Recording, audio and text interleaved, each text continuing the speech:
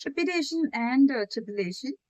ட்ரிபிடேஷன் அப்படின்றது ஆங்ஸைட்டி இல்லாட்டி ஃபியர் அப்படின்னு சொல்லுவாங்க. ஸோ இதுதான் நம்ம ட்ரிபிடேஷன் அப்படின்னு சொல்லுவோம். பைபிள் எக்ஸாம்பிள் சொல்லணும்னா, ஆண்டவர் வந்து அவர தீர்ப்பிட போறதுக்கான நாள் வரப்போகுது அப்படின்னு அத பத்தி யோசிக்கும்போது, அவருக்கு ரொம்ப ஆன்ஷியஸ் ஆயி கவலைப்பட்டு, கெத்செமனி கார்டன் போவாரு. போய் அங்க ஒரு 40 டேஸ் ஃபாஸ்டிங் ப்ரேயர் இருப்பாங்க. ஸோ அந்த என்ன நடக்க போகுது அப்படின்ற விஷயங்கள் அவர கொஞ்சம் கலங்கப்படுத்துறதுனால, அவரோட வியர்வை துளிகள் எல்லாம் ரத்த துளிகளா மண்ல விழும். ஸோ ஹி எக்ஸ்பீரியன்ஸ்ட் ட்ரிபிடேஷன் அப்படின்னு சொல்லலாம். ட்ரிபுலேஷன் அப்படின்றது ட்ரையல்ஸ், சேலஞ்சஸ் அப்படின்னு சொல்லுவாங்க. சோதனைகள் வருது அப்படின்னு சொல்லுவாங்க. அதுதான் நம்ம ட்ரிபுலேஷன் அப்படின்னு சொல்லுவோம். எக்ஸாம்பிள் சொல்லணும்னா, இந்த கெத்செமனி கார்டன்ல இருந்து பிரேயர், ஃபாஸ்டிங் எல்லாம் முடிச்சுட்டு ஆண்டவர் இயேசு வெளியில வரும்போது, அங்க சாத்தான் வந்து அவர ஆ இது சொதிப்பான்.